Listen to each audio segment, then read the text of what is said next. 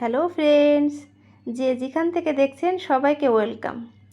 বন্ধুরা সবাই কেমন আছেন? নিশ্চয়ই আপনারা খুব ভালো আছেন, আমিও খুব ভালো আছি। আর চলে এসেছি ছোট্ট একটি ভিডিও নিয়ে। আজকের ভিডিও আমি আপনাদের সঙ্গে শেয়ার করতে চলেছি একটি চকলেট কেক ডেকোরেশন। আমি এটা 2টা ডিম দিয়ে স্পঞ্জ চকলেট কেক তৈরি করেছিলাম, সেটাই আজকে ডেকোরেশন করে দেখাবো।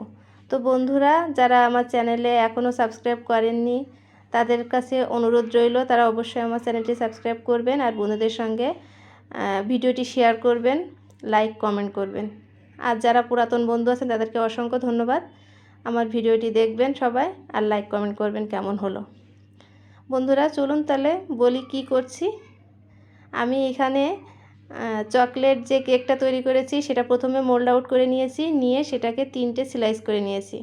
তারপরে একটা প্লেট নিয়েছি, প্লেটের উপরে অল্প ক্রিম দিয়ে প্রথম একটা স্লাইস দিয়েছি, দিয়ে তারপরে হচ্ছে সুগার সিরাপ দিয়েছি। আমি সুগার সিরাপটা কিন্তু সুগার দিয়ে তৈরি করিনি, এটা আমি যে চকলেট গানাশ তৈরি করেছিলাম সেই চকলেট গানাশ আর হচ্ছে দুধ দিয়ে তৈরি করে নিয়েছি।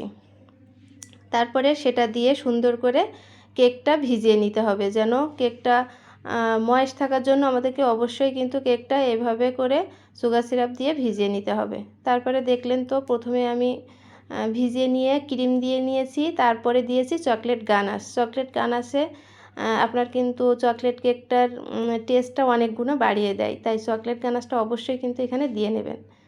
প্রত্যেকটা স্লাইস আমি ওইভাবে রেডি করে নিয়েছি। তারপরে হালকা করে কোট করে ফ্রিজে রেখে দিয়েছিলাম আধা ঘন্টার জন্য। তারপরে বের করে আমি আমার হোয়াইট যে ক্রিমটা ছিল তার সঙ্গে চকলেট গানাশ মিশিয়ে চকলেট কালারের এই ক্রিমটা রেডি করে নিয়েছি, নিয়ে সেটাই আবার দিয়ে আমি কেকটাকে সুন্দর করে কোট করে নেব। তো বন্ধুরা দেখুন, আপনারা বাসায় কিন্তু ট্রাই করবেন, আমিও বাসায় নিজের মতো ট্রাই করি, আমি কোনো প্রফেশনাল নই।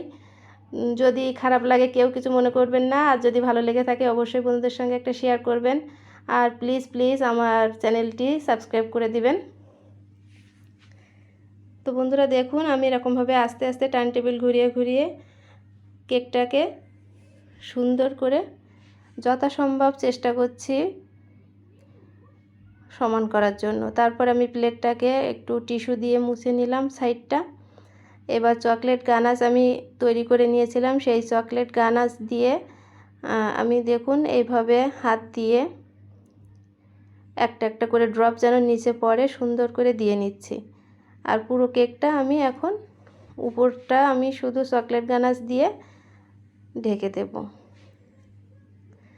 তো বন্ধুরা আমি তারপরে ফ্রিজে রেখেছিলাম 10-15 মিনিটের মতো। রেখে আমি আগে যে ক্রিমটা রেডি করেছিলাম সেই ক্রিমটা দিয়েই কিন্তু মাঝখানে সুন্দর করে ফুল করে নিচ্ছি। বন্ধুরা আপনারা অবশ্যই ট্রাই করবেন বাসায়, ট্রাই করে আমাকে জানাবেন কেমন হলো আপনাদের কেকটা। আমার কেক কিন্তু অলমোস্ট রেডি হয়ে যাচ্ছে। বন্ধুরা দেখুন, এখন আমি একটা চকলেটের স্লাইস নিয়েছি 2 টুকরা, সেই 2 টুকরা এখন বসিয়ে দিলাম আর কিছু সুগার বল আমি এখানে ছড়িয়ে দিচ্ছি। Tata, bye bye.